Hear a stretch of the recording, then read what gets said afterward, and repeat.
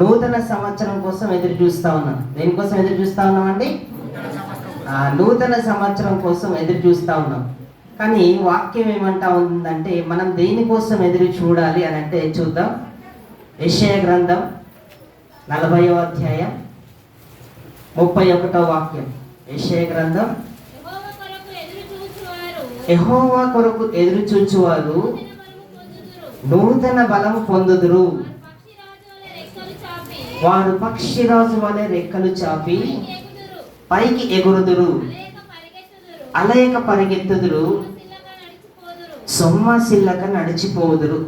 చూడండి, అందరం దేవుని కొరకు ఎదురు చూడవలసిన వారమై ఉంటా ఉన్నాం.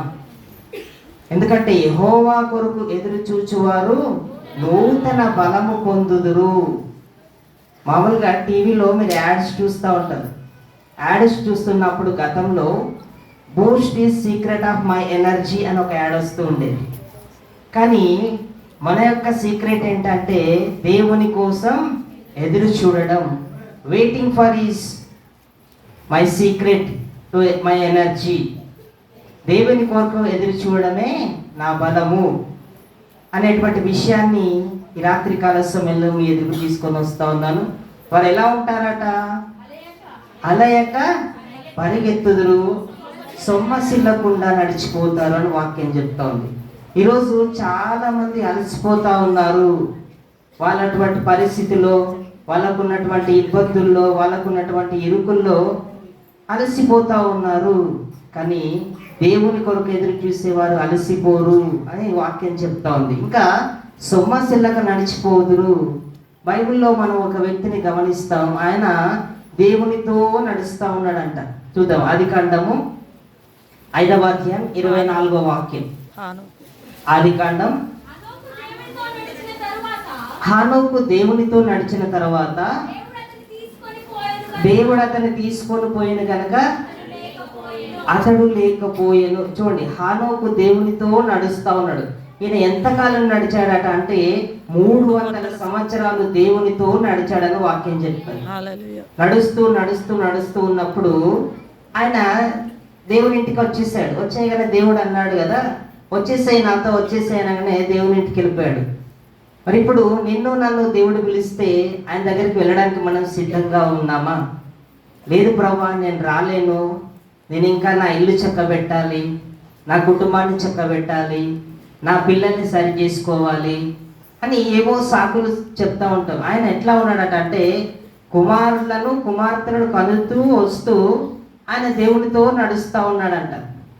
మనం అంటాం చాలాసార్లు ప్రార్థనకు రండి, బైబిల్ చదువుకోండి, వాక్యంలో బలపడండి అని అంటే మా ఫ్యామిలీ ఇబ్బందులు నాకు చాలా ఉన్నాయి, మా చిన్నోడు ఇబ్బంది పెడతాడు, మా పెద్దమ్మ ఇబ్బంది పెడతా ఉందని ఇట్లా రకరకాల సాకులు చెప్తాం. కానీ ఎప్పుడైతే మనం దేవునితో నడుస్తూ ఉంటామో అప్పుడు ఏ సమస్యలు మనల్ని ఏం చేయలేవు, మనం నూతన బలం పొందుతాం. ఈ రాత్రి కాల సమయంలో మరి దేవుని కొరకు మనం ఎదురు చూడాలి అనేటువంటి విషయాన్ని మీకు ముందుగా జ్ఞాపకం చేస్తూ ఉన్నాను. అంత మాత్రమే కాకుండా ఈ 2025 సంవత్సరం అంతా దేవుని కాపుదల మనపై ఉంది, దేవుని కాపుదల మనపై ఉంది అనేటువంటి విషయాన్ని కూడా మనం గుర్తు చేసుకోవాలి. అందుకనే కీర్తనకారుడైనటువంటి దావీదు ఎన్నో ఇబ్బందులు పడుతున్నటువంటి సమయంలో ఆయన ఒక కీర్తన రాస్తా ఉన్నాడు. చూద్దాం, 121వ కీర్తన 3వ వాక్యం. ఆయన నీ పాదము తొట్టిల్లనీయడు, నిన్ను కాపాడువాడు కునుకడు, ఇశ్రాయేలును కాపాడువాడు కునుకడు నిద్రపోడు. చూడండి, యెహోవాయే నిన్ను కాపాడువాడు, నీ కుడి పక్కన యెహోవా నీకు నీడగా ఉండును. పగలు ఎండ దెబ్బైనను నీకు తగలదు, రాత్రి వెన్నెల దెబ్బైనను నీకు తగలదు. ఏ అపాయము రాకుండా యెహోవా నిన్ను కాపాడును, ఆయన నీ ప్రాణమును కాపాడును. ఇది మొదలుకొని నిరంతరం నీ రాకపోకలయందు యెహోవా నీకు తోడుగా ఉండును. చూడండి, ఈ కీర్తన ఖచ్చితంగా ప్రభు చిత్తమైతే నేను నెక్స్ట్ ఇయర్ మిమ్మల్ని అందరిని అడుగుతాను. ఈ కీర్తన మొత్తం కీర్తన 8 వచనాలు ఉన్నాయండి. ఈ కీర్తన 2026 జనవరి 1 నుంచి 31 డిసెంబర్ 2026 వరకు మీరు చదువుతూ అందరూ చదవాలి. చదువు రాని వాళ్ళు కూడా ఈ కీర్తన నేర్చుకోవాల్సిందే. ఎందుకంటే దేవుని కాపుదల ఆ విధంగా ఉంది. చూడండి, ఆయన నీ పాదము తొట్టిల్లనియ్యడు, నిన్ను కాపాడువాడు కునుకడు. అందుకే మనం ఇంకా ఇక్కడ జీవిస్తూ ఉన్నాం. చాలా మంది అనుకుంటారు మమ్మల్ని పోలీస్ వాళ్ళు రక్షిస్తూ ఉన్నారు, మమ్మల్ని ప్రభుత్వం రక్షిస్తుంది, ఆ చట్టం రక్షిస్తుంది, ఈ చట్టం రక్షిస్తుంది అంటాం. కానీ ఏ చట్టము ఎవరిని ఎప్పుడూ రక్షించదు, ఏ కాపుదల ఎవరిని ఎప్పుడూ రక్షించదు. రక్షించేది ఎవరండి? దేవాతి దేవుడు మాత్రమే మనల్ని రక్షించగలడు. ఇశ్రాయేలును కాపాడువాడు కునుకడు, నిద్రపోడు. యెహోవాయే నిన్ను కాపాడువాడు, నీ కుడి ప్రక్కన యెహోవా నీకు నీడగా ఉండును. పగలు ఎండ దెబ్బైనను, రాత్రి వెన్నెల దెబ్బైనను నీకు తగలదు. మనకి ఇక్కడ ఒక అనుమానం, పగలు ఎండ దెబ్బ అంటే తెలుసు, వడదెబ్బ తగులుతుంది అనేటువంటి విషయం మనకు తెలుసు. మరి ఈ రాత్రి వెన్నెల దెబ్బ ఏంటండి? చంద్రుని వల్ల కూడా మరి కొన్ని రోగాలు వస్తాయని సైంటిస్టులు చెప్తా ఉన్నారు. చంద్రకాంతి వలన కూడా కొన్ని రోగాలు వస్తూ ఉన్నాయి అని చెప్తా ఉన్నారు. ఆ మధ్యలో డెంగ్యూ ఫీవర్స్ వస్తూ ఉండేవి. ఈ డెంగ్యూ ఫీవర్స్ ఎట్లా వచ్చేటి అంటే పగలు కుట్టే దోమ వలన వచ్చేటి డెంగ్యూ ఫీవర్స్ అని చెప్తారు. నైట్ పూట మనకు దోమలు కుడతాయి అనుకోండి, మలేరియా వస్తుంది. అదే మధ్యాహ్నం కానీ పగటి వేళ కానీ దోమ కుడితే డెంగ్యూ ఫీవర్స్ వస్తాయి. అందుకని దేవుని వాక్యం అని చెప్తున్న మాట, పగలు ఎండ దెబ్బైనను, రాత్రి వెన్నెల దెబ్బైనను. ఈ వెన్నెల దెబ్బ ద్వారా ఏం జరుగుతుంది? చంద్రుని యొక్క కాంతి ఫోకస్ ద్వారా అంటే పిడ్స్, మూర్ఛ వ్యాధి వస్తుంది అని సైన్స్ చెప్తా ఉంది. కాబట్టి అలాంటి దెబ్బ నుంచి కూడా, అలాంటి ప్రభావం నుంచి కూడా దేవుడు మనల్ని కాపాడుతూ ఉన్నాడు. ఏ అపాయము రాకుండా యెహోవా నిన్ను కాపాడును, ఆయన నీ ప్రాణమును కాపాడును. ఆయన నీ ప్రాణం ఇప్పటి వరకు కాపాడాడు కాబట్టి ఆయన సన్నిధిలో మనం ఉండగలుగుతా ఉన్నాం. తర్వాత ఇది మొదలుకొని నీ రాకపోకలందు యెహోవా నీకు తోడుగా ఉండును. ఎన్నో ప్రయాణాలు చేస్తూ ఉన్నాం, విపరీతమైన యాక్సిడెంట్స్ జరుగుతున్నటువంటి రోజులు ఇవి. సో కాబట్టి ఎన్నో ప్రమాదాల నుంచి దేవాతి దేవుడు మనల్ని రక్షిస్తూ ఉన్నాడు కాబట్టి మనం ఇక్కడ ఉన్నాం. మరొక వాక్యం మీకు కాపుదలకు సంబంధించి చూపిస్తాను. ఎందుకంటే డిసెంబర్ 31 అంటే దేవుని కాపుదల 365 రోజులు మనం అనుభవిస్తూనే ఉన్నాం. కాబట్టి ఆయన కాపుదల మనకు ఉంది కాబట్టి మనం ఈ సంవత్సరాన్ని దాటిపోతా ఉన్నాం. చూద్దాం 91వ కీర్తన 3వ వాక్యం. వేటకాని ఊరిలో నుంచి ఆయన నిన్ను విడిపించును, నాశనకరమైన తెగులు రాకుండా నిన్ను రక్షించును. ఈ వాక్యాన్ని మీరు బాగా వినాలండి. వేటకాని ఊరిలో నుండి ఆయన నిన్ను విడిపించును, నాశనకరమైన తెగులు రాకుండా ఆయన నిన్ను రక్షించును. ఏంటి ఈ నాశనకరమైన తెగులు అని అంటే? పంటకు తెగులు వస్తుందన్న సంగతి మనకు తెలుసు.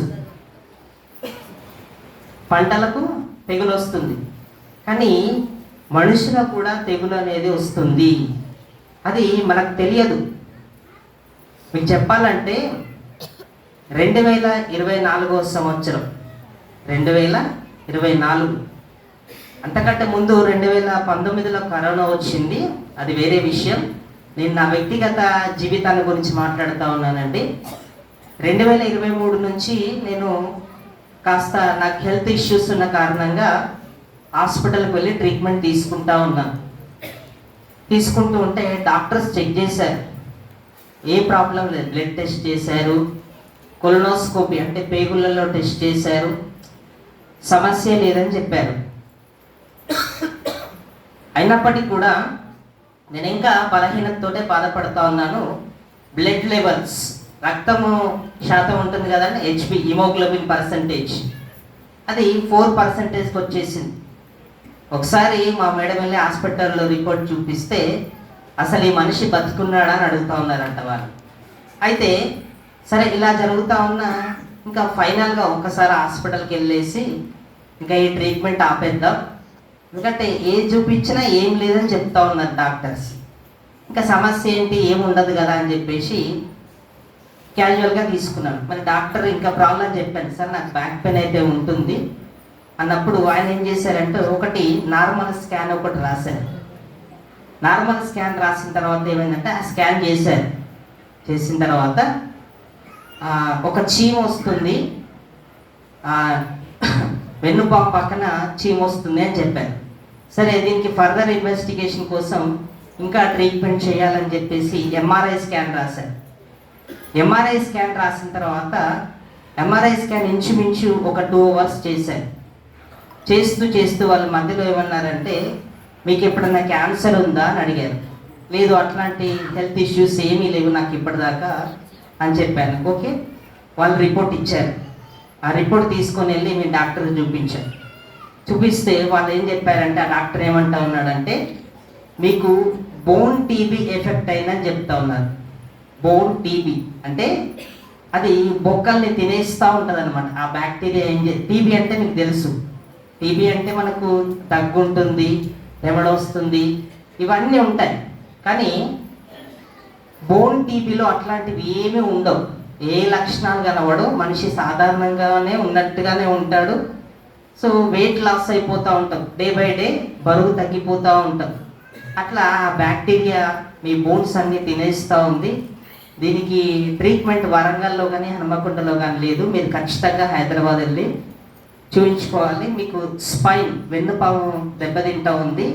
వెన్నుపాములో మరి L1, L2, L3, L4 అనేటువంటి బోన్స్ పూర్తిగా పాడైపోయాయి, మీకు ఖచ్చితంగా సర్జరీ చేయాలని చెప్పారు. ఆ తర్వాత ఇంకొక డాక్టర్ని కలిస్తే ఆయన ఎంతో భయంకరంగా ఇది చాలా కష్టమైనటువంటి కఠినమైనటువంటి ట్రీట్మెంట్ అని చెప్తా ఉన్నారు. సరే ఎందుకైనా మంచిదని చెప్పి సెకండ్ ఒపీనియన్ తీసుకుందామని రోహిణి హాస్పిటల్లో మరొక సెకండ్ ఒపీనియన్ తీసుకుంటే ఆయన ఒక స్కాన్ రాశాడు. ఆయన రాసిన స్కాన్ ఏంటంటే పెట్ స్కాన్, అది క్యాన్సర్కు సంబంధించింది. ఏమో ఇంకా ఏమైనా ఫర్దర్ ఇన్వెస్టిగేషన్ చూద్దామని ఆ స్కాన్ చేసిన తర్వాత ఆ డాక్టర్కి రిపోర్ట్ ఇచ్చారు. ఆయన ఏం చెప్తా ఉన్నాడంటే మీకు 8 చోట్ల టీబీ ఎఫెక్ట్ అయింది అని చెప్పారు. అంటే మొత్తం లింఫ్ నోడ్స్, స్పైను, కాబట్టి మొత్తం మీద మీకు స్పైన్ పాడైపోతుంది, కాబట్టి ఖచ్చితంగా సర్జరీ చేయాలని చెప్పేసి చెప్పాను. చెప్పిన తర్వాత మార్చ్ 13వ తేదీన నేను రోహిణి హాస్పిటల్లో జాయిన్ అయ్యాను.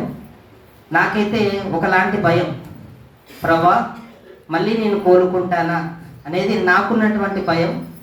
ఒకవైపు మా మిస్సెస్, అక్కడ ఉన్నటువంటి డాక్టర్స్ చెప్పేది ఏంటంటే మళ్ళీ మీరు సాధారణ జీవితాన్ని లీడ్ చేస్తారని వాళ్ళు చెప్తా ఉన్నారు. కానీ నాకు ఒక అపనమ్మకం ఏంటంటే ఎలా ఉంటుందో చెప్పలేము. కానీ ప్రభుని అడుగుతా ఉన్నా, నీ చిత్తం అయితే నన్ను మళ్ళీ సాధారణ జీవితంలో నడిపిస్తే నేను నీ సేవలో ఉంటాను ప్రభు అని దేవునికి చెప్తా ఉన్నాను. నాకు తెలిసినటువంటి ఒక సహోదరికి కూడా సేమ్ స్పైన్ సర్జరీ జరిగింది. స్పైన్ సర్జరీ జరిగితే ఏమైందంటే ఆమెకు వెన్నుపాము సర్జరీ అయిన తర్వాత ఆమె కంప్లీట్గా మంచానికే పరిమితం అయిపోయింది. అయితే నాకు అదేవిధంగా సర్జరీ చేశారు. చేసిన తర్వాత రాడ్స్ వేసి ఫిట్ చేశారనమాట. వెన్నుపూస ఉంటుంది కదండి, ఆ వెన్నుపూసకి రాడ్స్ వేసి ఫిట్ చేసేసేసి సెకండ్ డే ఐసీయూ నుంచి డిశ్చార్జ్ చేసి మరలా సెకండ్ డేనే నడిపించారు. ఆ తర్వాత మరి నాకు సర్జరీ అయ్యి హాస్పిటల్ నుంచి డిశ్చార్జ్ అయిన తర్వాత నేను ఎగ్జామ్స్ రాశాను, రిజల్ట్ రావడం. నేను అంతకుముందే గవర్నమెంట్ సర్వీస్లో ఉన్నాను 2012 నుంచే, కానీ ఎడ్యుకేషన్ సైడ్ రావాలని ఎగ్జామ్స్ కూడా రాశాను. ఆ ఎగ్జామ్స్లో క్వాలిఫై అయ్యడం, రిజల్ట్ రావడం, తర్వాత ఇక్కడ సెలక్షన్లో ఎంజేపీ దౌలతాబాద్ సెలెక్ట్ అవ్వడం, ఇదంతా దేవుని కృప. అంటే నాశనకరమైన తెగులు అంటే మనకు తెలియకుండానే మన హెల్త్ అంతా పాడైపోయినప్పటికీ కూడా ప్రభు కృప చూపించారు. ఎక్కడ కూడా మెయిన్ పార్ట్స్లో ఎక్కడ కూడా ఎఫెక్ట్ కాలేదు. అంటే అది కూడా కాపుదల. ఈ రోగం ఎందుకు రాలేదు, దేవుడి రోగాన్ని స్వస్థపరచలేదా అంటే ఆయన స్వస్థపరుస్తాడు, కానీ తెగులు నుంచి మనల్ని రక్షిస్తానన్న వాగ్దానం ఉంది కాబట్టి ఆ వాగ్దానం నా పట్ల నెరవేరింది. కాబట్టి ఆయన నాశనకరమైన తెగులు రాకుండా రక్షించాడు కాబట్టి ఈరోజు నేను మీతో మాట్లాడగలుగుతున్నాను. మీ జీవితంలో కూడా ఆయన నాశనకరమైన తెగులు రాకుండా రక్షించాడు, రక్షిస్తూనే ఉంటాడు. సో వేటకాని ఉరినోల నుంచి ఆయన నిన్ను విడిపించును, నాశనకరమైన తెగులు రాకుండా నిన్ను రక్షించును. 5వ వాక్యం గమనిస్తే, రాత్రి వేళ కలుగు భయమునకైనను పగటి వేళ ఎగురు బాణమునకైనను. చూడండి, పగటి వేళ ఇంతకుముందు నేను చెప్పాను కదండి, డెంగ్యూ ఫీవర్, పగలు కుట్టేటువంటి దోమ వల్ల వచ్చేది డెంగ్యూ ఫీవర్. అట్లాంటి తెగుళ్ళు, ఇక్కడ బాణము అంటే తెగులని మీరు అర్థం చేసుకోవాలి. కొందరికి రాత్రి వెళ్ళాలంటే భయం, కానీ ఆ రాత్రి వేళ కలుగు భయమునకైనను పగటి వేళ ఎగురు బాణమునకైనను, ఇంకేం, చీకటిలో సంచరించు తెగులకైనను మధ్యాహ్నమందు పాడు చేయి రోగమునకైనను నీవు భయపడకుందువు అని దేవుని వాక్యం చెప్తాం. నీ ప్రక్కన 1000 మంది పడినను, నీ కుడి ప్రక్కన 10,000 మంది కూలినను అపాయము నీ వద్దకు రాదు. ఇందులో 10వ వాక్యం చూడండి, నీకు అపాయం ఏమీ రాదు, ఏ తెగులు నీ గుడారము సమీపించదు. చూడండి, గుడారము అంటే మన ఇల్లు అని అర్థం చేసుకోవాలి. సో నీకు అపాయం ఏమీ రాదు, ఏ తెగులు నీ గుడారము సమీపించదు అని దేవుని వాక్యం చెప్తా ఉంది. కాబట్టి ఇంత కాపుదల మనకుంది కాబట్టి మనం ఈ డిసెంబర్ 31 వరకు మనం ఉన్నాం. చూద్దాం, కీర్తన 65 11వ వాక్యం. కీర్తనల గ్రంథం 65వ కీర్తన, సంవత్సరములు నీ దయా కిరీటములు నీ జాడలు సారము వెదజల్లుచున్నవి. ఇక్కడ జాడలు అంటే దేవుని మార్గాలు. దేవుని మార్గాలలో సమృద్ధి ఉంటుంది, అందుకనే మనం దేవుని మార్గాల్లోనే నడవాలి. సంవత్సరం ఏంటి అండి?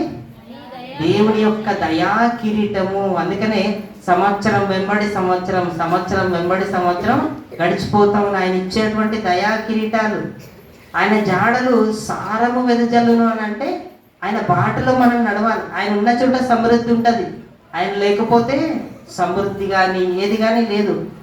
ఈ కొన్నిసార్లు పంట నష్టం కలుగుతూ ఉంది, కుటుంబంలో ఏదైనా ఇబ్బంది కలుగుతూ ఉందంటే దేవుడు ఏ కారణంగానో మనం తప్పిపోయి ఉంటాం ఆయన మార్గంలో నుంచి. కాబట్టి ఆయన జాడల్లో, ఆయన నడిపించేటువంటి మార్గాల్లో నడవాలి. మరొక వాక్యాన్ని మీకు జ్ఞాపకం చేసి ముగిస్తానండి. 103వ కీర్తన, 103వ కీర్తన. దావీదు ఎక్కువగా దేవుణ్ణి స్తుతిస్తాడు, అందుకోసమే మనం ఇక్కడ ఉన్నాం, ఆయనను స్తుతించడానికి. చూద్దాం, నా ప్రాణమా యెహోవాను సన్నిధించుము, నా అంతరంగమున సమస్తమా ఆయన పరిశుద్ధ నామమును సన్నిధించుము. ఆయన అంతరంగంతో చెప్తా ఉన్నాడు, అంటే inner parts of the body. మన దేహంలో ఉన్న హృదయం కావచ్చు, మన దేహంలో ఉన్నటువంటి ఊపిరితిత్తులు కావచ్చు, శ్వాస వ్యవస్థ కావచ్చు. ఒకప్పుడు కరోనా వచ్చినప్పుడు శ్వాస వ్యవస్థ పాడైపోయి మనుషులు చనిపోయేవారు. సో అట్లా మన అంతరంగం కూడా దేవుణ్ణి స్తుతిస్తే దేవుని కాపుదల మనపై ఉంటుంది. ఇంకా 2వ వాక్యంలో గమనిస్తే, నా ప్రాణమా యెహోవాను సన్నిధించుము, ఆయన చేసిన ఉపకారములలో దేనిని మరువకుము. ఏం చేశాడంటే ఆయన ఎన్నో మేలులు చేశాడు, ఆ మేలులన్నిటిని బట్టి ఆయనను స్తుతించడానికే మనం ఇక్కడ కూడుకున్నాం. ఆయన చేసిన ఉపకారంలో దేనిని మరువకుము. ఆయన నీ దోషములన్నిటినీ క్షమించువాడు, నీ సంకటములన్నిటినీ కుదుర్చువాడు. అంటే మనం చేసేటువంటి తప్పులన్నీ ఆయన క్షమిస్తా ఉన్నాడు కాబట్టి మనం ఇంకా ఇక్కడ ఉన్నాం. ఇంకా ఆయన సంకటములు, మన రోగాలన్నీ కుదిర్చేది ఆయనే. ఇంకా చూడండి 4వ వాక్యం, సమాధిలో నుండి, చూడండి, సమాధిలో నుండి నీ ప్రాణమును విమోచించుచున్నాడు. ఇంకా కరుణా కటాక్షములు నీకు కిరీటముగా ఉంచుచున్నాడు. అందుకే చెప్పాను కదా ఇంతకుముందు, సంవత్సరములు ఆయన దయా కిరీటములు. సంవత్సరాన్ని మనకు కిరీటంగా ఇస్తున్నాడు. కిరీటం అంటే గౌరవప్రధానంగా మనకి ఇచ్చేది, మనకు గౌరవాన్ని కలిగించేది కిరీటం. ఒకప్పుడు కిరీటాలు రాజులకు పెట్టేవాళ్ళు. సో అలాంటి కిరీటాలు నీకు ఇస్తానని చెప్తా ఉన్నాడు. కరుణా కటాక్షాలు నీకు కిరీటముగా ఉంచుచున్నాడు. 5వ వాక్యం, పక్షిరాజు యవనం వలె నీ యవనము క్రొత్తదగునట్లు మేలుతో నీ హృదయం తృప్తిపరచుచున్నాడు. చూడండి, ఎన్నో మేలు ఈ సంవత్సరం అంతా ఆయన చేస్తూ ఆయన చెప్తున్నటువంటి మాట ఏంటంటే, పక్షిరాజు యవ్వనం వలె నీ యవ్వనం కొత్తదగునట్లు మేలుతో నీ హృదయం తృప్తిపరచుచున్నాడు. పక్షిరాజు ఏం చేస్తుందంటే, అది వృద్ధాప్యంలోకి వచ్చిన తర్వాత దాని ఈకలు పెరికి వేసుకుంటుంది. దాని ముక్కు పొడుగ్గా పెరిగిపోతే ఆ ముక్కును కూడా బండకేసి రాకి ఆ ముక్కును కూడా కొచ్చగా చేసుకొని మళ్ళా కొంత రెస్ట్ తీసుకున్నాక ఆ ఈకలు పెరుగుతాయి, ఆ ముక్కు పెరుగుతుంది. మళ్ళీ ఇంకో 40 సంవత్సరములు నూతన జీవితాన్ని గడుపుతుందంట. అందుకనే పక్షిరాజు వలె పైకి ఎగురుదరని మనం ఇంతకుముందు చూసాం యెషయా 40:31. కాబట్టి యెహోవా కొరకు ఎదురు చూసే వాళ్ళు పక్షిరాజు వలె ఉంటారు. వాళ్ళు వృద్ధాప్యంలోకి వెళ్ళిపోయిన ఎన్నో కష్టాల్లో నష్టాల్లో పడి ఇబ్బందులు ఎదుర్కొన్న మళ్ళీ వాళ్ళు నూతన యవ్వనంలోకి వస్తారు అనేటువంటి విషయాన్ని వాక్యం చెప్తా ఉంది. కాబట్టి దేవుని కొరకు ఎదురు చూడాలి ఒక విషయం అయితే. రెండోది, ఆయన కాపుదల మనపై ఉన్నప్పుడు మాత్రమే మనం విజయవంతంగా జీవితాన్ని ముందుకు తీసుకెళ్తాం. చివరిగా ఒక మాట జ్ఞాపకం చేస్తాను. రోమీలకు రాసినటువంటి పత్రిక 12వ అధ్యాయం 2వ వాక్యం. రోమీలకు రాసిన పత్రిక 12:2. మీరు ఈ లోక మర్యాదను అనుసరింపక ఉత్తమమును అనుకూలమును సంపూర్ణమై ఉన్న దేవుని చిత్తమేదో పరీక్షించి తెలుసుకున్నట్లు మీ మనస్సు మారి నూతన మగుట వలన రూపాంతరం పొందుడి. చూడండి, ఇక్కడ మీరు ఈ లోక మర్యాదను అనుసరింపక, ఈ లోకంలో ఉన్నటువంటి విధంగా కాకుండా, లోకంలో శత్రువుల్ని ఏం చేస్తారు? ఎవరైనా శత్రువుని ప్రేమిస్తారా? ద్వేషిస్తారు. తర్వాత కన్నుకు కన్ను పంటికి పన్ను అన్నట్టుగా లోకం ఉంటుంది. కానీ ఈ లోకంలో ఉన్నదంతయు శరీరాశ, నేత్రాశ, జీవపడము అని వాక్యం చెప్తా ఉంది. కాబట్టి ఈ లోక మర్యాదను అనుసరించకూడదు. ఈ లోకంలో దేవుని చిత్తము జరిగించువాడు నిరంతరం నిలుచుని వాక్యం అంటా ఉంది. కాబట్టి ఈ లోక మర్యాదను అనుసరింపక ఉత్తమమును, అంటే దేవునికి ఉత్తమంగా ఏది ఉందో అది అనుకూలం. దేనికి అనుకూలం? నీకు అనుకూలం కాదు, దేవునికి అనుకూలమైంది, దేవునికి ఇష్టమైంది, సంపూర్ణమై ఉన్న దేవుని చిత్తమేదో పరీక్షించి తెలుసుకున్నట్లు మీ మనస్సు మారి నూతన మగుట వలన రూపాంతరం పొందుడి. నువ్వు కొత్త జీవితాన్ని గడపాలి. ఎట్లాంటి జీవితాన్ని గడపాలట అంటే నూతనమైనటువంటి జీవితం. రూపాంతరం అంటే ట్రాన్స్పరెన్సీ అంటారు, ట్రాన్స్ఫర్. మీకు దీనికి మంచి ఉదాహరణ చెప్పాలంటే గొంగలి పురుగు జీవితం. ఒక గొంగలి పురుగు తన దశలో గొంగలి పురుగు స్థాయిలో ఉన్నప్పుడు ఎవ్వరూ దాన్ని ఇష్టపడరు, ఎవ్వరూ దాన్ని ముట్టుకోరు, ఎవరు దాన్ని చూడడానికి కూడా ఇష్టపడరు. అదే గొంగలి పురుగు కాస్త సీతాకోక చిలుకగా మారిందనుకో, ఆ సీతాకోక చిలుకను ప్రజలు పట్టుకొని, చిన్నపిల్లలు కూడా పట్టుకొని చక్కగా ఆడుకుంటారు. అట్లా క్రీస్తులోనికి వచ్చిన తర్వాత నీవు కూడా ఏమి కావాలి? గొంగలి పురుగు స్థాయి నుంచి సీతాకోక చిలుకల కంప్లీట్ అయ్యో. అటు తెలియని వాళ్ళు ఇది సీతాకోక చిలుకనా, గొంగలి పురుగు నుంచి వచ్చిందా అని చెప్పేసి అనుకునే స్థాయిలో ఉంటుంది. దానికి దీనికి ఎంతో తేడా ఉంటుంది. కాబట్టి గొంగలి పురుగులో ఉన్నటువంటి మన జీవితాన్ని క్రీస్తులోకి వచ్చిన తర్వాత ఆయన సీతాకోక చిలుకగా మార్చాడు. కాబట్టి రూపాంతరం, అట్లాంటి మార్పు పొంది క్రీస్తులో జీవించాలి. 2 కొరింథీ 5:17 ఒక మాట అంటాడు. 2 కొరింథీ 5వ అధ్యాయం 17వ వాక్యం. ఎవడైనాను క్రీస్తునందు ఉన్న యెడల వాడు నూతన సృష్టి, పాతవి గతించెను, ఇదిగో క్రొత్తవాయెను. కాబట్టి క్రొత్త సంవత్సరం కోసం ఎదురు చూస్తున్నటువంటి మనం క్రీస్తులో ఉండి మరి ఎలా? క్రీస్తులో ఉన్నవాడు ఏంటంట? నూతన సృష్టి, అంతా కొత్తనే. ఇంకా పాతయన్నీ విడిచిపెట్టేసి కొత్త జీవితాన్ని గడపాలి. క్రీస్తులో ఉంటే నూతన సృష్టి ఏమైపోయినాయి? పాతవి గతించిపోయాయి, ఇదిగో క్రొత్త వాయన వాక్యం చెప్తా ఉంది. కాబట్టి కొత్త జీవితాన్ని గడుపుదాం, దేవుని కోసం ఎదురు చూద్దాం. అట్టి కృప దేవాతి దేవుడు మనందరికీ అనుగ్రహించి నడిపించిన గాక. నాకు ఈ సమయం ఇచ్చిన